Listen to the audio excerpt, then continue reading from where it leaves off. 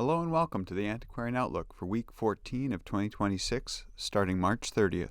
I'm Spencer W. Stuart, Collections Advisor, author of Contemporary Issues and Rare Books in Manuscript Collecting, and host of the monthly webinar Collecting Insights. For more details on my services, publications, and programs, follow the links below. On to last week's results. Monday, Chiswick Auctions had Photographica, a timed online sale. There were 282 lots offered, of which 197 sold, making for a 70% sell-through rate.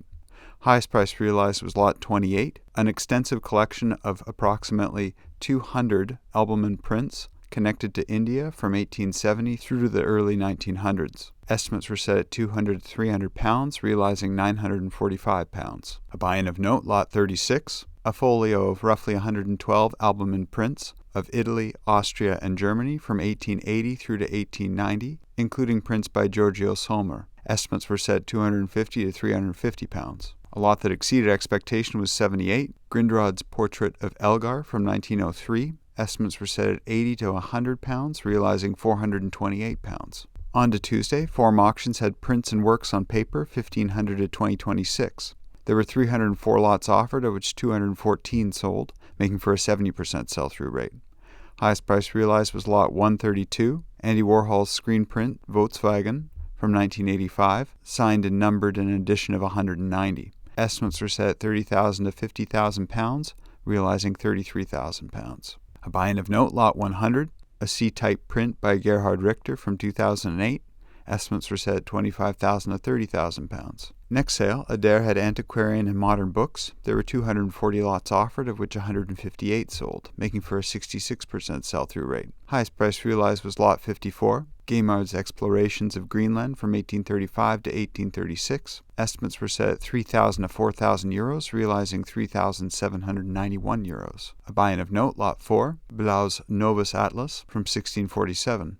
Estimates were set at 4,000 to 6,000 euros. A lot that exceeded expectation was 27, Remy's Demiology from 1596. Estimates were set at 400 to 600 euros, realizing 3,285 euros.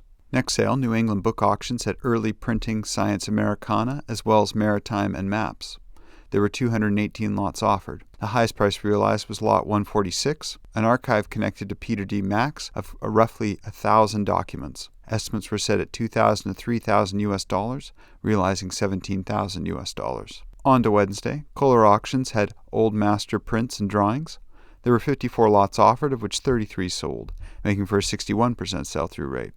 Highest price realized was 5801, a gouache attributed to Bühler of the landscape around Bern. Estimates were set at just above 1,000 euros to 1,500 euros, realizing just above 3,300 euros. A buy-in of note, lot 5822, Corinth's Poster for an Exhibition, Self-Portrait with Model from 1924. Estimates were set at 2,000 to 3,000 euros. A lot that exceeded expectation was 5817, an etching by Piranesi from 1761. Estimates were set at 400 to 600 euros, realizing just below 1,200 euros. Staying with Kohler Auctions, they also had books and autographs on online sale.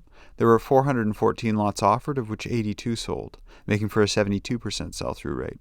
Highest price realized was 95.31, the 16-volume Lexicon of Mythological Iconography, printed between 1981 through to 1997. Estimates were set at 2,000 to 3,000 euros, realizing just above 3,900 euros. A buy-in of note, lot 9605, Naumann's Natural History of Birds of Central Europe, published between 1897 and 1905. Estimates were set at 1,200 to 1,800 euros. A lot that exceeded expectation was 9569, a signed copy of Thomas Mann's The Confessions of Felix Krull from 1932. Estimates were set at 300 to 500 euros, realizing 976 euros. On to Thursday, DeBeck & Associates had a historical collection sale.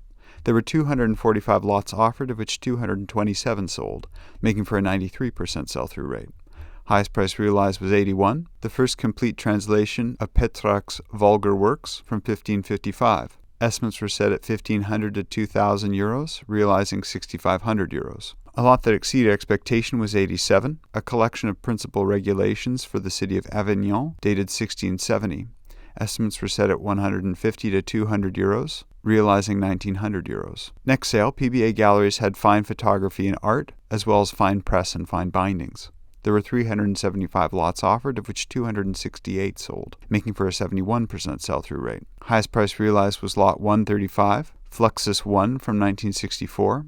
Estimates were set at $1,000 to $1,500 US, realizing just above $8,000 US. A buy-in of note, lot 163, a dry point etching by Wayne Theobald from 2011. Estimates were set at $6,000 to $9,000 US. A lot that exceeded expectation was 113, Yamamoto's Kawa Flow, printed in 2013. Estimates were set at $1,000 to $1,500 US, realizing just above $4,000 US. Well, that's been the week from here. What'd you think of last week's results? Let us know in the comments and we'll keep the conversation going. As always, if you want to stay up to date, be sure to like this video, subscribe to the YouTube channel, turn on your notifications, and let others know about this program. In the news, registration remains open for the April sessions of Collecting Insights, and space is still available at the Emerging, Expanding, and Legacy levels. Registrants will receive a complimentary copy of Contemporary Issues. If you have any questions about the course content, you're welcome to get in touch with us directly. We look forward to hearing from you. For a hyperlinked list of next week's auctions we have an eye on, also please get in touch with us directly. The Antiquarian Outlook is totally independent. Its producers do not hold inventory, nor do they represent any consignments or acquisitions mentioned. Thanks again for tuning in. All for now, and we'll see you next week.